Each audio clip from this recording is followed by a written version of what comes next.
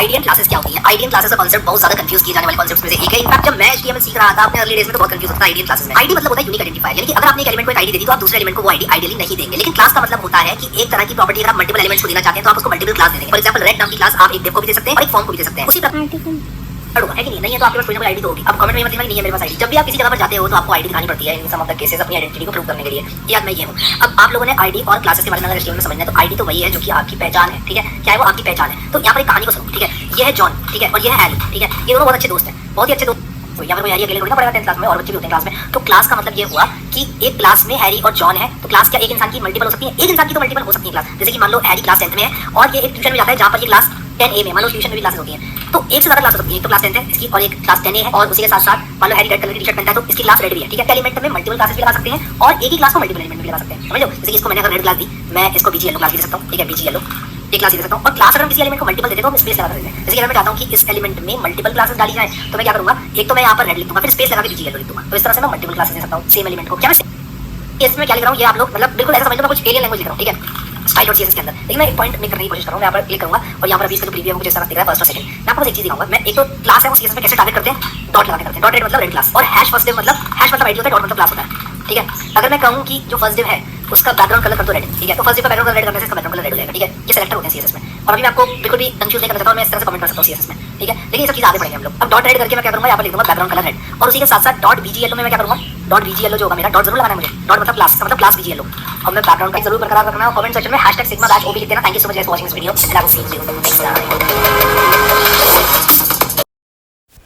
Welcome back everyone. आज है हमारा डे 9 HTML सीखने का। तो आज हम सीखेंगे आईडीएन क्लासेस। तो मैंने टाइटल में आईडीएन क्लासेस लिखा है। देन हम ड्यू ओपन करेंगे एंड उस पर कोई भी एक सेंटेंस लिखेंगे।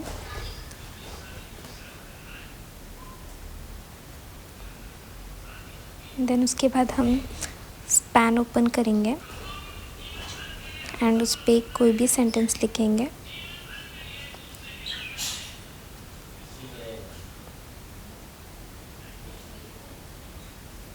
देन हम वापस ड्यू ओपन करेंगे एंड उस पे भी कोई भी सेंटेंस लिखेंगे।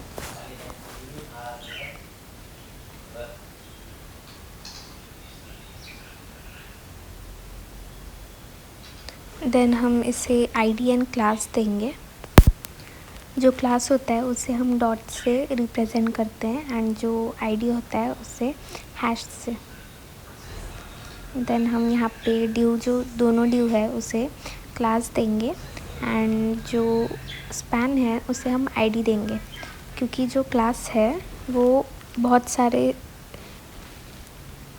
एलिमेंट्स में आ सकते हैं बट जो आईडी है वो सिर्फ एक ही होता है एंड वो यूनिक होता है।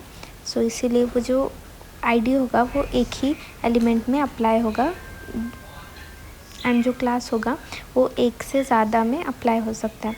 सो मैंने यहाँ पे फर्स्ट क्लास को बैकग्राउंड कलर दिया है एंड उसे मैंने एक्वा मरीन दिया। देन उसके बाद हम उसको बॉर्डर देंगे।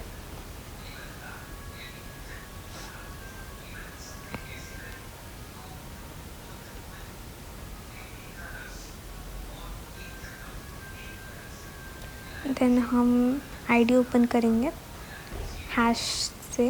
देन इसे बैकग्राउंड कलर देंगे।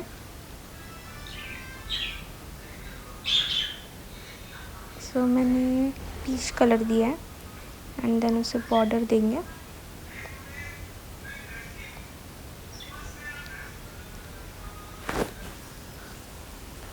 बॉर्डर देने के बाद हम इसे सेव करेंगे एंड इसे प्रीव्यू इन डिफ़ॉल्ट ब्राउज़र से चेक करेंगे। सो आप देख सकते हो जो ड्यू है दोनों वो क्लास है, इसलिए दोनों का जो कलर है वो सेम आया है एंड जो आईडी था हमारा स्पैन उस पर जो हमने आईडी का कलर दिया वही आया है। सो इसी के साथ हमारा आज का टास्क कंप्लीट हुआ। Thank you for watching.